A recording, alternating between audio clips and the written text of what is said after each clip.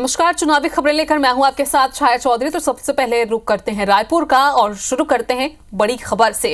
पूर्व सीएम के आरोप पर डिप्टी सीएम अरुण साव का पलटवार सामने आया है। राजनीति के आधार पर एफआईआर नहीं हुई है, अरुण साव ने कहा है। और महादेव ऐप की जांच 2 साल से चल रही है, ये भी बयान उन्होंने दिया है। जांच की प्रक्रिया के बाद एफआईआर हुई है, तो उनका बयान सामने आया है। पलटवार उन्होंने किया है। एफआईआर का चुनाव से कोई भी लेना देना नहीं है। कल पूर्व सीएम भूपेश बघेल ने आरोप लगाया था कि राजनीति के चलते उन पर एफआईआर हुई थी। इसी का पलटवार आज अरुण साव ने किया है और ईओडब्ल्यू ने भूपेश बघेल समेत 21 के खिलाफ एफआईआर दर्ज की है। महादेव सटा ऐप मामले में एफआईआर दर्ज की गई है। इसी को लेकर अब वार पलटवार का दौर भी जारी है। भूपेश बघेल ने जहां बयान दिया, आरोप लगाए, उसी पर अब पलटवार दिया है अरुण साव ने।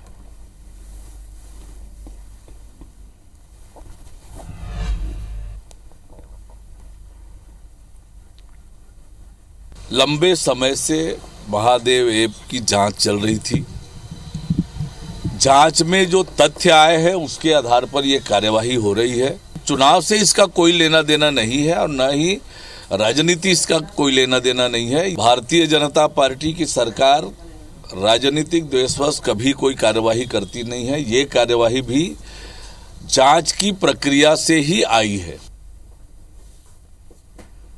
आप देखेंगे कि 6वें नंबर पे मेरा नाम लिखा हुआ है और इसमें जो धाराएं लगी है 120B, 34, 406, 420, 467, 468, 471, ये इसमें दर्ज राजनीतिक एफआईआर है। जबरन मेरा नाम डाला गया है, दबावपूर्वक डाला गया है और इससे स्पष्ट हो जाता है कि ये राजनीतिक प्रतिशोध के चलते ये एफआईआर किया गया। तो दिल्ली से आपको बड़ा अपडेट दे दें। कांग्रेस ने छत्तीसगढ़ के 3 लोकसभा के लिए वॉइस कोऑर्डिनेटर बनाए हैं। रायपुर, बस्तर और कांकेर लोकसभा के लिए वॉइस कोऑर्डिनेटर बनाए गए हैं, नियुक्त किए गए हैं। कन्हैया अग्रवाल रायपुर लोकसभा वॉइस कोऑर्डिनेटर नियुक्त हुए हैं, जबकि संतराम नेताम कांकेर से वॉइस कोऑर्डिनेटर बनाए गए हैं। हेमंत ध्रुव बस्तर लोकसभा वॉइस कोऑर्डिनेटर नियुक्त किए गए हैं। 3 अलग अलग जगहों से वॉइस कोऑर्डिनेटर बनाए गए हैं। छत्तीसगढ़ के 3 लोकसभा के लिए वॉइस कोऑर्डिनेटर नियुक्त कर दिए गए हैं। रायपुर, बस्तर और कांकेर जो 3 नाम हैं वो हम आपको बता रहे हैं। कन्हैया अग्रवाल रायपुर से और लोकसभा वाइस कोऑर्डिनेटर वो बनाए गए हैं, जबकि 2 अलग अलग और लोगों को, संतराम नेताम की अगर बात की जाए तो कांकेर लोकसभा वाइस कोऑर्डिनेटर वो बनाए गए हैं। वहीं छत्तीसगढ़ की 3 लोकसभा के हम जो कोऑर्डिनेटर नियुक्त हुए उनकी बात कर रहे हैं। हेमंत ध्रुव को बस्तर का कोऑर्डिनेटर बनाया गया है।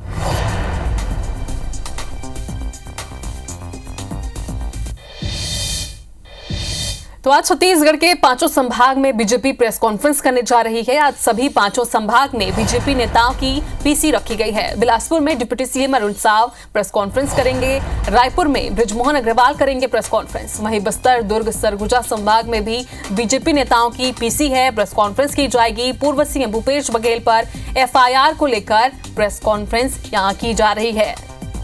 तो आज छत्तीसगढ़ के 5 संभागों में बीजेपी की प्रेस कॉन्फ्रेंस है और भूपेश बघेल पर जो एफआईआर दर्ज हुई है, बताया जा रहा है कि उसी को लेकर ये प्रेस कॉन्फ्रेंस रखी गई है। बस्तर, दुर्ग, सरगुजा संभाग में प्रेस कॉन्फ्रेंस आज बीजेपी के नेता करेंगे।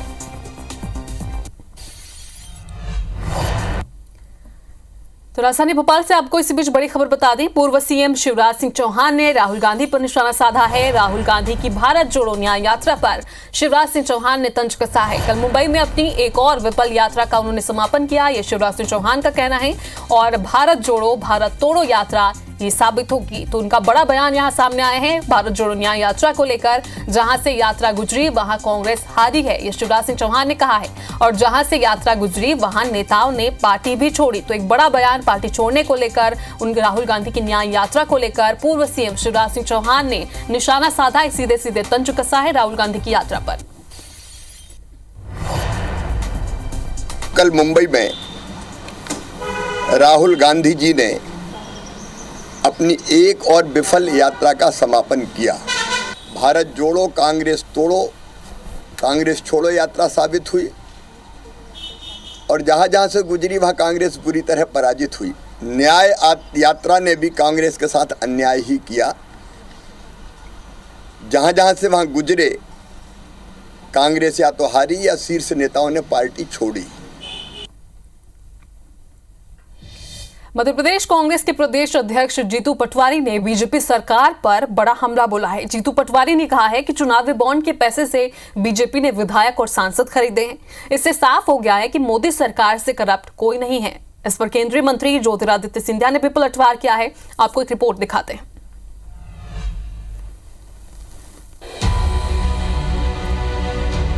चुनाव आयोग ने सुप्रीम कोर्ट के आदेश पर इलेक्टोरल बॉन्ड से जुड़ी नई जानकारी वेबसाइट पर शेयर की है। राजनीतिक दलों ने बंद लिफाफे में ये जानकारी चुनाव आयोग को सौंपी थी, लेकिन तत्कालीन नियमों के चलते इसे सार्वजनिक नहीं किया गया था। चुनाव आयोग के डेटा के मुताबिक बीजेपी ने कुल 6,986.5 करोड़ रुपए के चुनावी बॉन्ड कैश कराए हैं। वहीं कांग्रेस को 1,334.35 करोड़ रुपए के इलेक्टोरल बॉन्ड मिले हैं। इस पर अब जमकर राजनीति हो रही है। मध्य प्रदेश कांग्रेस प्रदेश अध्यक्ष जीतू पटवारी ने बीजेपी पर बड़ा हमला बोला। उन्होंने कहा है कि चुनावी बॉन्ड के पैसे से भाजपा ने सरकार, विधायक और सांसद खरीदे। विधायक खरीद फरोख्त की, 17 सरकारें गिराई, सांसद खरीद फरोख्त की और लोकतंत्र की कैसे हत्या होती है, कई उदाहरण दिए इसके। कांग्रेस के इस आरोप पर केंद्रीय मंत्री ज्योतिरादित्य सिंधिया ने मोर्चा संभाला। पलटवार करते हुए उन्होंने कहा है कि कांग्रेस पहले अपने गिरेबान में झांके। कांग्रेस ने क्या किया अपने कार्यकाल में, पहले अपने गिरबान में झांके। इलेक्टोरल बॉन्ड पर घमासान को जनता भी देख रही है। लोकसभा चुनाव की तारीखें आ चुकी हैं और सवालों के असली जवाब जनता देगी। Election desk, IBC 24। मणिपुर से निकली कांग्रेस की भारत जोड़ो न्याय यात्रा 63 दिन बाद मुंबई में खत्म हो गई है। आखिरी दिन कांग्रेस सांसद राहुल गांधी ने मुंबई में मणि भवन से अगस्त क्रांति मैदान तक न्याय संकल्प पद यात्रा निकाली। इस दौरान प्रियंका गांधी, वाड्रा और एक्ट्रेस स्वरा भास्कर भी मौजूद रहे। भारत जोड़ो न्याय यात्रा से कांग्रेस को हासिल क्या हो रहा है, चलिए एक रिपोर्ट के जरिए समझते हैं।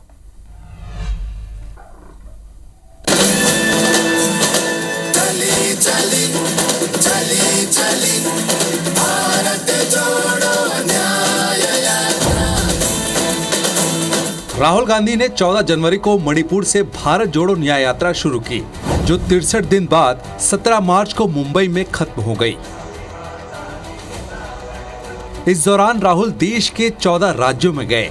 मणिपुर से नागालैंड, असम, मेघालय, पश्चिम बंगाल, बिहार, झारखंड, उड़ीसा, छत्तीसगढ़, उत्तर प्रदेश, मध्य प्रदेश, राजस्थान और गुजरात से होते हुए महाराष्ट्र तक उन्होंने 358 लोकसभा सीटों को कवर किया। न्याय यात्रा के समापन पर रैली के जरिए शक्ति प्रदर्शन किया गया, जिसमें इंडिया गठबंधन के कई नेता शामिल हुए।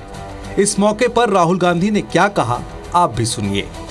भारत जोड़ो यात्रा में मैंने अपनी आंखों से देखा, मैं अकेला नहीं चल रहा था, लाखों लोग चले थे मेरे साथ। ये आप मत सोचिए कि बीजेपी आ गई, कॉन्स्टिट्यूशन को खत्म कर देंगे, ये कर देंगे, कुछ नहीं, इनमें इतना दम नहीं है, ये नहीं कर सकते।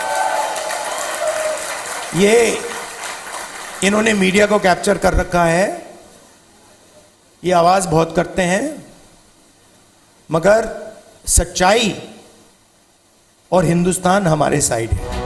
इधर भाजपा शुरू से ही कांग्रेस की यात्रा पर सवाल खड़े करती आई है। यात्रा के समापन के मौके पर भाजपा नेताओं ने तंज कसा कि जब वे चले थे भीड़ लेकर और फिर बारी बारी कई साथी बिछड़ गए। जब वे मुंबई पहुंचे उससे पहले नीतीश कुमार, ममता बनर्जी और इंडिया गठबंधन के कई साथी बिछड़ गए। जिले में महू, इंदौर में और लोकसभा में धार में। हाँ, तो धार के भी है।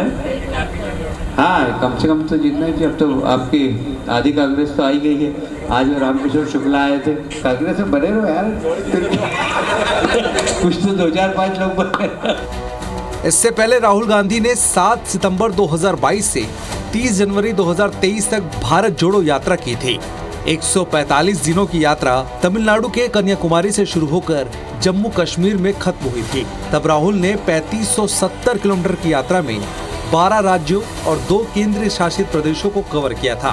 उस यात्रा के बाद विधानसभा चुनाव हुए थे। अब दूसरी यात्रा के बाद लोकसभा चुनाव होने हैं। राजनीतिक पंडितों की माने तो राहुल गांधी की दूसरी यात्रा पहली बार की तरह प्रभावी नहीं रही। इस बार यात्रा का शेड्यूल बिखरा हुआ रहा और इसी दौरान कांग्रेस के कई साथी गठबंधन से बाहर हो गए। इतना ही नहीं, मध्य प्रदेश और छत्तीसगढ़ समेत कई राज्यों में कांग्रेस नेताओं का भाजपा में जाने का सिलसिला सा चल पड़ा।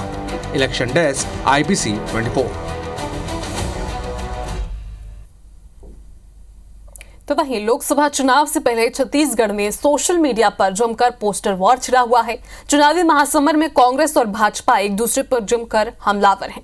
कार्टून पोस्टर के जरिए दोनों ही पार्टियां एक दूसरे को घेरने और जनता की नजर में नीचा दिखाने में कोई कसर नहीं छोड़ रही।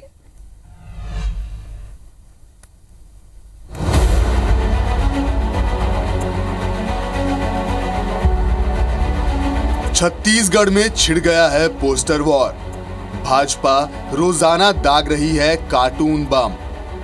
कांग्रेस कर रही है पलटवार। जी हां, छत्तीसगढ़ के चुनावी महासमर में भाजपा और कांग्रेस के बीच सोशल मीडिया में जंग छिड़ चुकी है। चुनावी तारीखों का ऐलान होने के बाद छत्तीसगढ़ भाजपा ने सोशल मीडिया एक्स पर प्रधानमंत्री नरेंद्र मोदी का विक्ट्री साइन दिखाते हुए पोस्टर जारी करते हुए प्रदेश की सभी 11 सीटें उन्हें देने की अपील की है। इधर छत्तीसगढ़ कांग्रेस ने इलेक्टोरल बॉन्ड पर भाजपा को घेरते हुए एक्स पर लिखा कि इधर मिला चंदा, उधर मिला धंधा। दरअसल भाजपा ने कांग्रेसी खेमे पर सीरियल ब्लास्ट कर दिया है। रोजाना ही भाजपा कांग्रेस के ऊपर कार्टून बम फेंक रही है। निशाने पर कांग्रेस के घोषित उम्मीदवारों के अलावा उसके संभावित उम्मीदवार हैं। भाजपा ने बमबारी की शुरुआत कांग्रेस खेमे के सेनापति पूर्व मुख्यमंत्री भूपेश बघेल के खिलाफ की। पहला पोस्टर अटैक, भूपेश को बताया जिहादी गैंग का सरगना। पोस्टर वॉर की शुरुआत हुई 11 मार्च को, जब भाजपा ने राजनांदगांव से उम्मीदवार बनाए गए पूर्व मुख्यमंत्री भूपेश बघेल को जिहादी गिरोह का सरगना बताते हुए तीखा हमला बोला। पोस्ट में भूपेश बघेल के पीछे रायपुर महापौर एजाज ढेबर और पूर्व मंत्री मोहम्मद अकबर को दिखाया गया। दूसरा पोस्टर अटैक, पूर्व मंत्री शिव डहरिया को बताया कब्जाबाज। इस पोस्टर के जरिए भाजपा ने जांजगीर चांपा के कांग्रेस उम्मीदवार पूर्व मंत्री शिव डहरिया को निशाने पर लिया। भाजपा ने शिव डहरिया को कब्जाधारी बताते हुए जांजगीर चांपा के बाशिंदों को उनसे आगाह रहने की समझाइश दी है। तीसरा पोस्टर अटैक, कोरबा सांसद को बताया निष्क्रिय। भाजपा ने तीसरा कार्टून बम फोड़ा कोरबा की सांसद और इस बार फिर से चुनाव मैदान में उतरी ज्योत्सना महंत पर। भाजपा ने मौजूदा नेता प्रतिपक्ष चरणदास महंत की पत्नी ज्योत्सना को निष्क्रिय बताते हुए इस बार सक्रिय सांसद को चुनाव जिताने की अपील की। चौथा पोस्टर अटैक, विकास को बताया विनाश। इस चौथे अटैक के जरिए भाजपा ने पूर्व विधायक और इस बार रायपुर लोकसभा के कांग्रेस उम्मीदवार विकास उपाध्याय को निशाने पर लिया। विकास उपाध्याय को नशे के कारोबार से जोड़ते हुए रायपुर वासियों को आगाह किया कि इस विकास के साथ विनाश आता है। पांचवा पोस्टर अटैक, बस्तर सांसद को बताया धर्मांतरणबाज। भाजपा न केवल कांग्रेस के घोषित उम्मीदवारों को निशाने पर ले रही है, बल्कि उसके संभावित उम्मीदवारों पर पोस्टर अटैक कर रही है। बस्तर के मौजूदा सांसद और इस बार के संभावित उम्मीदवार दीपक बैज को धर्मांतरण के संवेदनशील मुद्दे पर घेरा। भाजपा कांग्रेस पर बस्तर में धर्मांतरण कराने का आरोप लगा रही है। इस लिहाज से कांग्रेस के प्रदेश अध्यक्ष दीपक बैज को धर्मांतरण जैसे संवेदनशील मुद्दे पर घेरना भाजपा की सोची समझी रणनीति है। यही वजह है कि दीपक बैज इसे भाजपा की साजिश बताते हुए उसे मुद्दा विहीन करार दे रहे हैं। लोकसभा में जाने के लिए कोई मुद्दा उनके पास है ही नहीं।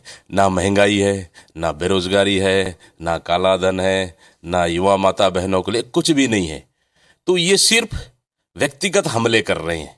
इससे जनता समझती है कि व्यक्तिगत छवि नुकसान करने के लिए भारतीय जनता पार्टी चुनाव जीतने के लिए हम लोग शुरू से कह रहे थे वो किसी भी हद तक जा सकती है। वहीं भूपेश बघेल भी इससे पहले सोशल मीडिया एक्स पर अपने प्रतिद्वंदी भाजपा उम्मीदवार संतोष पांडे के नाम के जरिए उन पर निशाना साधते हुए तंज कस चुके हैं। तब भूपेश ने कहा था कि संतोष का फल मीठा होता है, लेकिन राजनांदगांव की जनता कह रही है कि संतोष का कुछ फल ही नहीं मिला। राजनांदगांव में संतोष के खिलाफ भारी असंतोष है। जवाब में सांसद संतोष पांडे ने लिखा कि फल तो जनता ने कका को चखा दिया है। सोशल मीडिया पर भाजपा और कांग्रेस के बीच चल रही दिलचस्प जंग में दोनों दलों के नेता भी कूद पड़े हैं। भाजपा अपने सभी 11 उम्मीदवार घोषित कर चुकी है, जबकि कांग्रेस की ओर से अब तक केवल 6 उम्मीदवार ही मैदान में उतारे गए हैं। उम्मीदवारों की घोषणा में बाजी मारने के अलावा सोशल मीडिया में परसेप्शन बनाने और इमेज बिगाड़ने के खेल में भी फिलहाल भाजपा ने बढ़त बना रखी है। अब देखना है कि चुनाव की तारीखों का ऐलान होने के बाद सोशल मीडिया में जारी जंग में कौन बाजी मारता है। Election desk, IBC 24।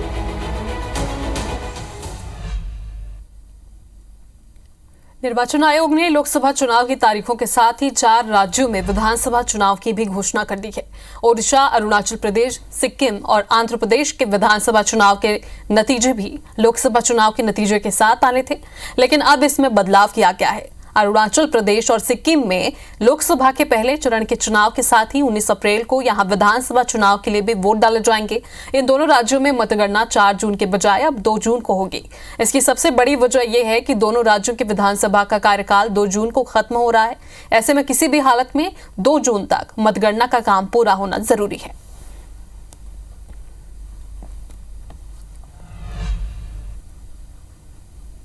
तारीखों के ऐलान के साथ ही देश भर में आम चुनाव की तैयारियां भी शुरू हो गई है। देश भर में 7 और छत्तीसगढ़ में 3 चरणों में मतदान होना है। पहले चरण में बस्तर लोकसभा सीट पर मतदान होगा। बस्तर कलेक्टर विजय दयाराम ने बताया कि लोकसभा चुनाव के लिए 234 मतदान केंद्रों को शिफ्ट किया गया है। यहाँ के मतदाताओं को मतदान केंद्रों तक पहुंचने के लिए कुछ दूरी पैदल ही तय करनी पड़ेगी। उन्होंने बताया कि सुरक्षा के लिए जितनी जरूरत है उतना बल चुनाव आयोग की तरफ से दिया जाएगा। यह पहली बार होगा जब दूरस्थ नक्सल प्रभावित क्षेत्रों में मतदान होगा और यहाँ सुरक्षा बलों के नए कैंप खुले हैं। सरकार इन इलाकों में मतदान कराने की कोशिश करेगी। विधानसभा चुनाव के दौरान भी 126 मतदान केंद्र ऐसे थे जहां पहली बार सुरक्षा कैंप खुलने के बाद मतदान हुआ था। ऐसे में इस बार नक्सल प्रभावित क्षेत्रों में भी मतदान की उम्मीद की जा रही है।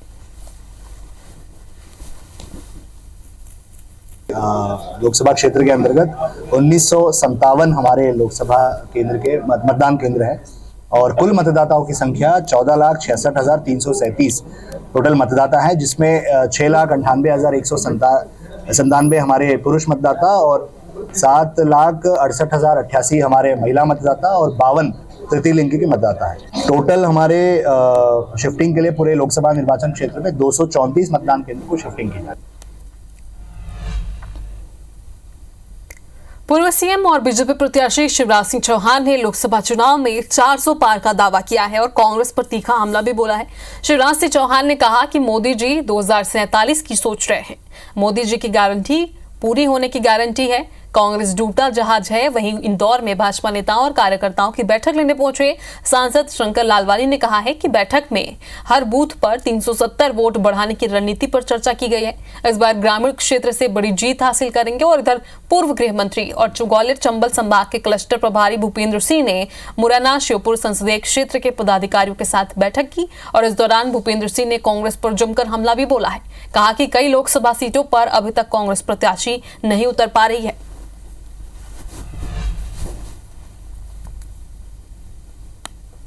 भारतीय जनता पार्टी संपूर्ण प्रखरता से चमकता हुआ सूर्य है तो कांग्रेस डूबता हुआ जहाज है। इसलिए 370 सीट अकेली बीजेपी और एनडीए 400 के पार जाएगा। प्रत्येक बूथ पर 370 कमल बढ़ाना है, उस योजना को लेकर आज रणनीति बनी है।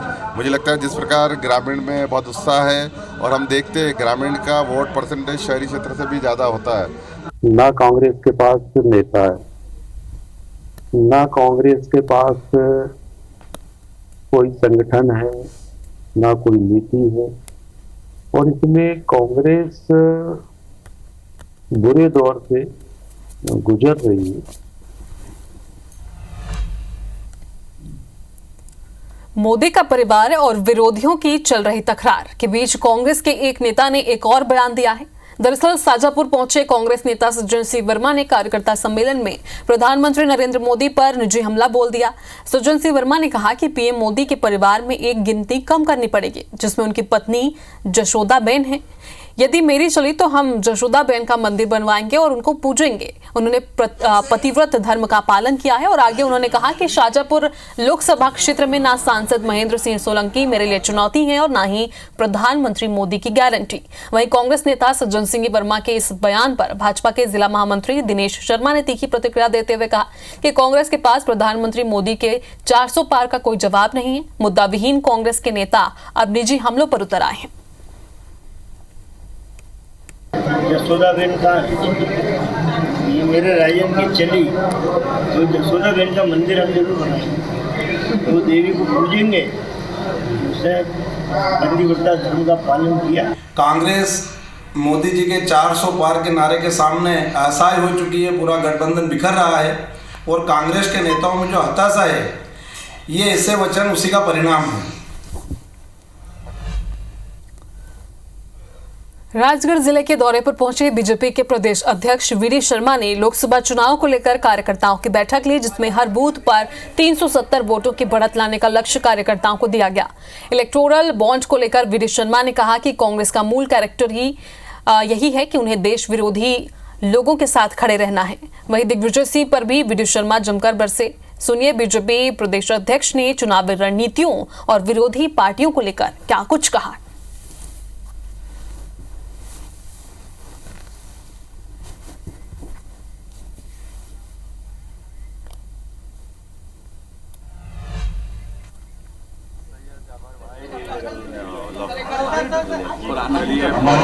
तो मध्य प्रदेश से आपको तस्वीर दिखा रहे हैं जहां पर कई नेता दूसरे पार्टी के बीजेपी में शामिल होने पहुंचे और इस दौरान मुख्यमंत्री उनको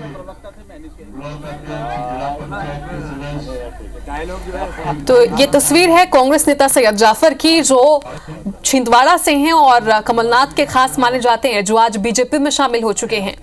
मुख्यमंत्री ने इन्हें सदस्यता दिलाई है, साथ ही प्रदेश अध्यक्ष भी इस दौरान मौजूद रहे।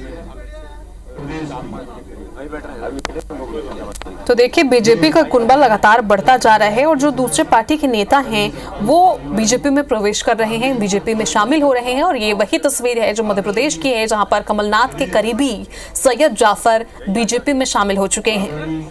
और देखिए कई बड़े दिग्गज नेता मध्य प्रदेश के इस दौरान मौजूद हैं। एमपी कांग्रेस को फिर से बड़ा झटका लगा है क्योंकि कमलनाथ के ये करीबी हैं सैयद जाफर, कांग्रेस नेता हैं जो आज बीजेपी का दामन थाम चुके हैं, बीजेपी में शामिल हो चुके हैं और इस दौरान उनके कई समर्थक भी उनके साथ बीजेपी में शामिल हुए हैं। तस्वीरें आप अभी भी लाइव देख रहे हैं जहां पर कई नेता बीजेपी में शामिल हो रहे हैं और सैयद जाफर जो कि कांग्रेस के नेता हैं, कद्दावर नेता हैं और कमलनाथ के खास माने जाते हैं, वो बीजेपी में शामिल हो चुके हैं। तो कांग्रेस को बड़ा झटका एक बार फिर से लगा है क्योंकि लगातार जो नेता हैं वो दल बदल का जो सियासी खेल है वो अभी भी जारी है। लोकसभा चुनाव आने वाला है और इसी कड़ी में कई नेता अब लगातार बीजेपी में शामिल हो रहे हैं। बीजेपी का कुनबा भी लगातार बढ़ता जा रहा है। तो मध्य प्रदेश कांग्रेस को एक बड़ा झटका लगा है क्योंकि सैयद जाफर बीजेपी में शामिल हो गए। अरे वाह, तो ये जो तस्वीर आप देख रहे हैं उसमें भी उनके समर्थक जो हैं वो पहुंचे हैं और इससे पहले भी कमलनाथ के भी बीजेपी में शामिल होने की जो अटकलें थी वो तेज थी। सोशल मीडिया की बात की जाए या फिर खबरों की बात की जाए सुर्खियों में थे, लेकिन कमलनाथ तो बीजेपी में नहीं गए। उनका बयान भी सामने आया था कि वो बीजेपी में जा ही नहीं सकते, लेकिन जो उनके करीबी हैं वो दल बदल का खेल कर रहे हैं, वो दल बदल रहे हैं, यानी कि बीजेपी में वो शामिल हो रहे हैं क्योंकि सैयद जाफर जो कि कमलनाथ के करीबी माने जाते हैं वो बीजेपी में शामिल हो गए।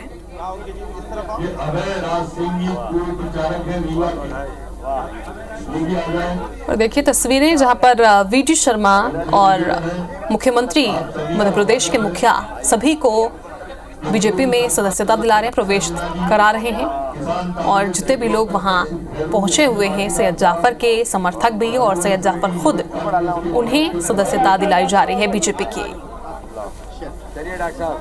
पुष्पगुच्छ के साथ और उन्हें जो बीजेपी का गमछा है वो उड़ाकर बीजेपी में प्रवेश का काम यहाँ किया जा रहा है। सीधे लाइव तस्वीर आप भोपाल से देख रहे हैं।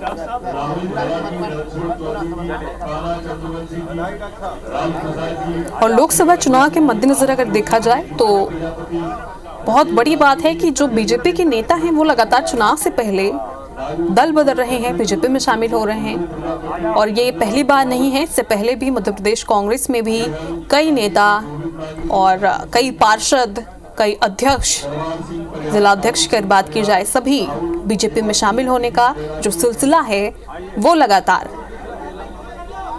बढ़ता जा रहा है।